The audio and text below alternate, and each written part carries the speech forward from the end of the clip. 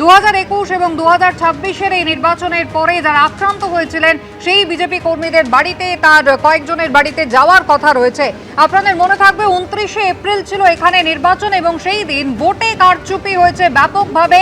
এই অভিযোগ নির্বাচন কমিশনে পৌঁছয় এবং তারপরে গোটা ভোট ফলতা বিধানসভা কেন্দ্রের বাতিল করে দেওয়ার সিদ্ধান্ত নেয় নির্বাচন কমিশন। পুনর্নির্বাচন হবে আগামী পরশুদিন, ফল ঘোষণা 29 তারিখ। আমি আবারও কথা বলবো, আমাদের অপর প্রতিনিধি উজ্জ্বল মুখোপাধ্যায় রয়েছেন আমাদের সঙ্গে। উজ্জ্বল, খুবই উল্লেখযোগ্য, আমরা জানি যে অবশ্যই ইতিমধ্যেই 293টা কেন্দ্রের গণনা হয়ে গিয়েছে, ফলাফল সামনে, রাজ্যে পরিবর্তনের ঝড় বয়ে গিয়েছে। তার মধ্যে ফলতা বিধানসভা কেন্দ্রের এই পুনর্নির্বাচন কতটা রাজনৈতিকভাবে তাৎপর্যপূর্ণ?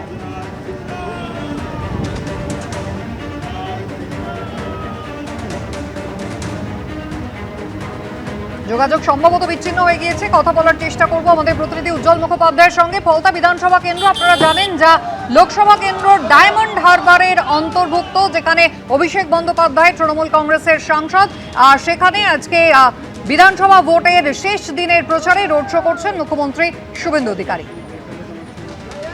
সাধারণ মানুষ তারা কি বলছেন? গত 10 বছর ধরে কেউ অভিযোগ করছেন ভোট দিতে গিয়েছেন শুধু কালি লাগিয়ে ফিরে আসতে হচ্ছে, কেউ বা বলছেন পিছনে তৃণমূলের লোক দাঁড়িয়ে থাকতো, তারা বলে দিত কোথায় বাটন টিপতে হবে। দেখুন, এই বোতামে দাও বলে নিজেরাই দিয়ে দিত। কারা? তৃণমূলের প্রার্থীর লোকেরা বলতো যে এইটাই দিয়ে দাও। কোন দলের তারা? কোন দলের? তৃণমূলের লোকেরা। নিজের মতো ভোট দিতে পারিনি আমরা। কি করতো ওরা? কি করতো ওরা? নিজেরা বোতাম টিপে দিত, নালে বলতো এইখানে দাও। এইভাবে ভোট দিত? হ্যাঁ। এই 29 তারিখ ভোট দিয়েছিলেন? হ্যাঁ। এবারও ছিলাম। এবারও তাই হয়েছিল? না, এবারে তাই হয়নি, এবারে ভালোভাবে দিয়েছিলাম। সাধারণ মানুষ তারা বলছেন যে এবারে তারা ভালোভাবে ভোট দিয়েছেন, যদিও ভোটে ব্যাপক কারচুপি হয়েছিল এই ফলতা বিধানসভা কেন্দ্রে এবং সেই কারণে ভোট বাতিলের সিদ্ধান্ত নেয় নির্বাচন কমিশন। আগামী পরশু অর্থাৎ 21 তারিখ এখানে ফের পুনর্নির্বাচন হতে চলেছে। আর আজকে শেষ প্রচারের দিনে পৌঁছে গিয়েছেন শুভেন্দু অধিকারী। শনিবার তিনি এসেছিলেন, কর্মী সভায় অংশ নিয়েছিলেন, আপনারা দেখেছেন। স্পেশাল ডেভেলপমেন্ট প্যাকেজ ফলতার মানুষকে দেওয়া হবে প্রতিশ্রুতি তিনি দিয়েছেন এবং শেষ দিনে রোড শো করবেন এমনটাই জানিয়েছিলেন শুভেন্দু অধিকারী। তার রোড শো ইতিমধ্যেই শুরু হয়ে গিয়েছে। দীর্ঘ 25 কিলোমিটার হুডখোলা গাড়িতে পাশে বিজেপির প্রার্থী দেবাংশু পণ্ডাকে নিয়ে রোড শো করছেন শুভেন্দু অধিকারী। উজ্জ্বল মুখোপাধ্যায় আমাদের প্রতিনিধি রয়েছেন আমাদের সঙ্গে। উজ্জ্বল, এলাকাটা যদি দেখা যায় রাজনৈতিকভাবে অত্যন্ত তাৎপর্যপূর্ণ। অভিষেক বন্দ্যোপাধ্যায় লোকসভা কেন্দ্র ডায়মন্ড হারবারের মধ্যে এই ফলতা বিধানসভা কেন্দ্র, যেখানে আজকে রাজ্যের খোদ মুখ্যমন্ত্রী শুভেন্দু অধিকারী তিনি রোড শো করছেন।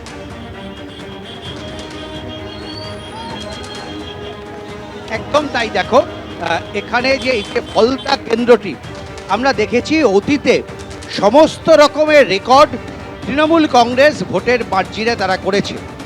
গত লোকসভা নির্বাচনে এই কেন্দ্র থেকে অভিষেক বন্দ্যোপাধ্যায় লিড পেয়েছিলেন প্রায় 1,40,000-এরও বেশি ভোটে। তার আগের 2021-এর বিধানসভা নির্বাচনেও ব্যাপক পরিমাণে ভোটে জিতেছিল তৃণমূল কংগ্রেসের প্রার্থী। এবং এখানকার স্থানীয় মানুষদের অভিযোগ যে 2021 অথবা 2019-এর পঞ্চায়েত নির্বাচন অথবা যে কোনো ভোটে এখানকার মানুষের সেই অর্থে ভোটাধিকার ছিল না। এক অংশের লোকজন তারাই ঠিক করত, তারাই ভোট দিত এবং তারা ভোট দিতে পারেনি। আমাদের ক্যামেরার সামনে অনেকেই এই অভিযোগ করছেন। দেখো, এই কেন্দ্রে কে জয়ী হলো, কে হেরে গেল, তার উপর কিন্তু সরকার গঠনের ন্যূনতম কোনো প্রভাব পড়বে না। কারণ তৃণমূল কংগ্রেস যদি একটি আসনে জেতে তাহলে তারা 80 থেকে 81 হবে, আর যদি বিজেপি একটি আসন জেতে তাহলে তারা 8 থেকে 9 হবে। ফলে এতে কিন্তু সরকার গঠনের কোনো রকমের বিন্দুমাত্র কোনো ছাপ পড়বে না। কিন্তু রাজনৈতিকভাবে এই আসনটা অত্যন্ত তাৎপর্যপূর্ণ এই কারণে যে বিজেপি সরকার গঠন করার পর এটাই কার্যত প্রথম নির্বাচন। সেই নির্বাচনে যদি বিজেপি বিপুল ভোটে জয়যুক্ত হয় তাহলে নিঃসন্দেহে তাদের সাফল্যের বুকুটে আরও একটা পালক নতুন করে যুক্ত হবে এবং বিজেপির এই সাফল্য এটা তাদেরকে অনেক বেশি উৎসাহিত করবে। অন্যদিকে তৃণমূল কংগ্রেস যদি এবারের নির্বাচনে এখানে কোনোভাবে জিতে যায় তাহলে তাদের বাড়তি অক্সিজেন যে তারা পাবে তাতে কোনো সন্দেহ নেই। বিশেষ করে অভিষেকের গড় অক্ষুণ্ণ থাকলেও এই প্রচারটা কিন্তু তারা সামনে আনতে পারবে। সেই কারণেই বিজেপির কাছে এটা কিন্তু অত্যন্ত প্রেস্টিজ ফাইট। একেবারে এবং- প্রেস্টিজ ফাইট। এই ফলতা কি হয় তা জানা যাবে 24 তারিখ। তবে তার আগে সাধারণ মানুষ, ফলতার মানুষজন তারা রীতিমতো ক্ষোভে ফেটে পড়ছেন। দেখুন একবার। কি হতো? থেকে ভোট নিত কারা? তৃণমূল বাহিনী। কেন, মানে কি বলতো? কি বলতে এখানেই ভোট দিতে হবে, এখানেই ভোট দিতে হবে, এখানেই ভোট দিতে হবে। 10 বছর ভোট দিতে দেয়নি, 10 বছর ধরে ভোট দেন না? পঞ্চায়েত ভোট তাদের মতো দিতে হবে। বিজেপি করে আমাদের ভোট দিতে না, আমার ঘরও ভেঙে দেওয়ার হুমকি দিয়েছে। এইবারে 2026-এ ঘর ভাঙার হুমকি দিয়েছে। সমত ধনঞ্জয় প্রধান, ইসরাফিল শেখ চকদার, হোসেন সামন্ত, এরা সব হুমকি দিয়েছে ঘর ভেঙে দেবে। না না, ভোট দিতে পারিনি আমরা এর আগে। শুধু হাতে কালি লাগিয়ে চলে আসতাম, ভোট দিতে পারিনি। মানে, এটা কবেকার কথা বলছে? 20 সালের কথা বলছি। না না, ভোট দিতে পারিনি। রোড শো চলছে, ছবি আপনারা দেখতে পাচ্ছেন সরাসরি ফলতায়। শুভেন্দু অধিকারী তিনি পৌঁছে গিয়েছেন হুডখোলা গাড়িতে, তিনি রোড শো করছেন। তার সঙ্গে রয়েছেন ফলতা বিধানসভা কেন্দ্রের বিজেপি প্রার্থী দেবাংশু পণ্ডা। আমি কথা বলবো, সন্দীপ সরকার রয়েছেন আমাদের সঙ্গে। আর সন্দীপ, 2024-এর বিধানসভা নির্বাচন একেবারে নজিরবিহীন ভাবে হয়েছে, একেবারে রক্তপাতহীন শান্তিপূর্ণ একটা নির্বাচন হয়েছে। ফলতার মানুষজনের সঙ্গে তুমি একটু আগে কথা বলছিলে, সকলেই বলছিলেন এত বছর ধরে কিভাবে তারা জাহাঙ্গীর বাহিনীর তাণ্ডবের শিকার হয়েছেন। সেক্ষেত্রে এবার কতটা নির্বিঘ্নে ভোট তারা দিতে পেরেছেন, বা পরশুর জন্য তারা কতটা আশাবাদী?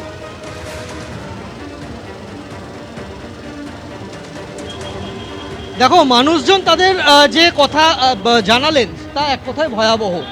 2021-এর নির্বাচন থেকে শুরু করে লোকসভা নির্বাচন, পঞ্চায়েত নির্বাচন এবং এই ডায়মন্ড হারবার লোকসভা কেন্দ্রের অন্তর্গত বিভিন্ন যে পৌরসভাগুলি রয়েছে, সেই সব জায়গাতে নির্বাচন এলেই একটা আতঙ্কের বাতাবরণ কাজ করত। সেরকমটাই ভোটারদের একটা অংশ তারা অভিযোগ করছেন এবং তাদের সেই অভিযোগের বিবরণ আমরা শুনলাম। এবং আমরা যদি ফলাফলের দিকেও তাকাই, 2021 থেকে শুরু করে এখনো পর্যন্ত যতগুলি নির্বাচন হয়েছে তাতে বিরোধী রাজনৈতিক দলের একেবারে ভরাডুবি হয়েছিল এই অঞ্চলে, এবং তার একটা কারণ হিসেবে ভোটারদের একাংশ তারা এই গুরুতর অভিযোগ করছেন। ফলে সব মিলিয়ে বলতে পারো তার থেকে কিছুটা ব্যতিক্রমী নির্বাচন ছিল এবার যে বিধানসভা নির্বাচন হলো 2026। কিন্তু এই আঁটোসাঁটো নিরাপত্তা বেষ্টনীর মধ্যেও এবারের বিধানসভা নির্বাচনে গুচ্ছ অভিযোগ উঠেছে ফলতা বিধানসভার বিভিন্ন বুথ থেকে। সেই অভিযোগগুলো কি আমরা জানি, এবং সেই সমস্ত অভিযোগের পরিপ্রেক্ষিতেই কিন্তু ফলতা বিধানসভা কেন্দ্রের ফল ঘোষণা এক প্রকার স্থগিত করে দেয় কমিশন, এবং নতুন করে ভোট নেওয়ার সিদ্ধান্তের কথা জানান তারা। এবং সে কারণেই আবার ভোট হতে চলেছে ফলতাতে আগামী বৃহস্পতিবার। আর তারই শেষ প্রচার, শেষ লগ্নের প্রচার শাহাপুরের কাছাকাছি পৌঁছেছে এই রোড শো। জায়গায় জায়গায় মোড়ে মোড়ে বিজেপির কর্মী সমর্থকদের সঙ্গে সাধারণ মানুষজনও দাঁড়িয়ে আছেন। কেউ ফুল ছুঁড়ছেন, স্বাগত জানাচ্ছেন রাজ্যের মুখ্যমন্ত্রী শুভেন্দু অধিকারীকে। একেবারে ছবি আমরা দেখতে পাচ্ছি যে ইতিমধ্যেই সাধারণ মানুষজন রাস্তার দুধারে সারিবদ্ধ হয়ে রয়েছেন। তারা বিজেপির কর্মী সমর্থকরা তো রয়েছেন। কিছুক্ষণ আগেই ফলতায় কলকাতা থেকে রওনা দিয়ে পৌঁছন শুভেন্দু অধিকারী এবং বানেশ্বর শিব মন্দিরে পুজো দিয়ে রোড শো শুরু করেন।